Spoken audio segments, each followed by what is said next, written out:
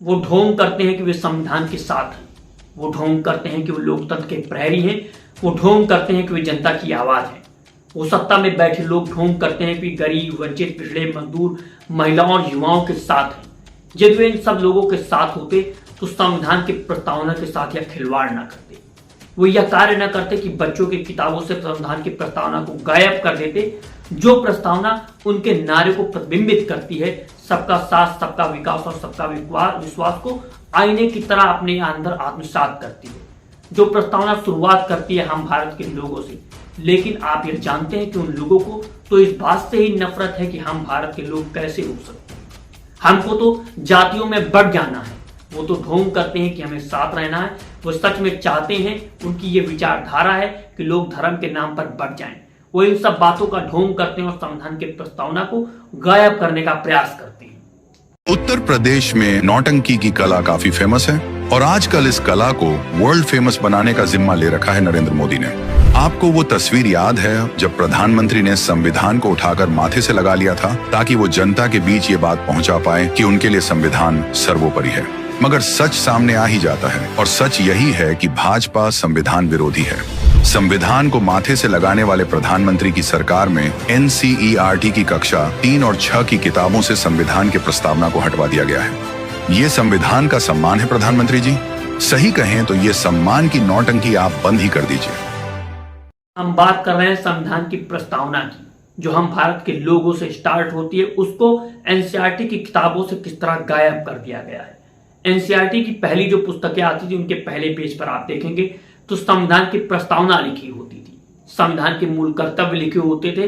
अब सरकार ने उनको NCERT बुक से हटा दिया है और यह कहते हुए हटा दिया कि इनकी कोई आवश्यकता ही नहीं। सच बात तो यही है कि उनकी यही विचारधारा है, वो संविधान को स्वीकार करना ही नहीं चाहते हैं। वे नहीं चाहते हैं कि गांधी के आगे सर झुका सके, लेकिन उनको मजबूरी में सर झुकाना पड़ता है क्योंकि वो ढोंग करते हैं। हमने पहले ही कहा वो ढोंग कर रहे हैं इन सारी चीजों का। और उन्होंने किस तरह से नारा दिया था 400 पार का, बात उठी थी संविधान को बदल देने की, लेकिन देश की जनता, जो संविधान की प्रस्तावना में कहा गया है हम भारत के लोगों ने उनको सीमित कर दिया 240 सीटों पर। तब उन्होंने कहा जब संविधान को हम बदल नहीं सकते हैं तो क्यों ना संविधान की प्रस्तावना को ही उन बच्चों के आगे से गायब कर दिया जाए जो बात करती हो लोकतंत्र की, जो प्रस्तावना बात करती हो पंथनिरपेक्षता की, जो प्रस्तावना बात करती हो समाजवाद की, जो प्रस्तावना बात करती हो गरीब, वंचित महिलाओं को हक दिलाने की। क्यों ना उन बच्चों के सामने से गायब कर दिया जाए और इसको धूमिल करने की कोशिश की जाए और धीरे धीरे इस पर काम किया जाए। वे इस तरह से प्रयास नहीं कर सके तो इस तरह से प्रयास करना शुरू कर देते हैं। क्यों?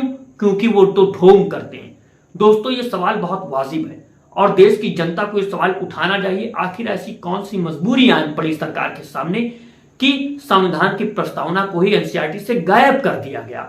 आपने देखा कि किस तरह से NCERT में बदलाव करते रहे, वो कुछ चैप्टरों को हटाते रहे, किस आधार पर ये अपनी जो विचारधारा थी उसको थोपने की कोशिश करते रहे। NCERT की किताबों से गुजरात के दंगों को भी हटा दिया गया, ये कहकर कि ये सारी चीजें सही नहीं है बच्चों को बताना। ये कहकर के हटा दिया गया मुगल के जो चैप्टर थे उनको। फिर भी जनता खामोश रही। लेकिन क्या अब इस मुद्दे पर भी जनता खामोश रहेगी?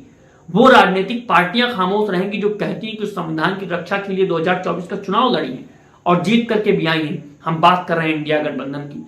इस मुद्दे पर उनको जोर शोर से आवाज बुलंद करनी चाहिए और जनता के सामने इस मुद्दे को रखना चाहिए, क्योंकि मेन स्ट्रीम मीडिया में इन मुद्दों की चर्चा तो होगी नहीं। यदि मेन स्ट्रीम मीडिया में इन मुद्दों की चर्चा होगी नहीं तो आप तक वो बात कैसे पहुंचेगी?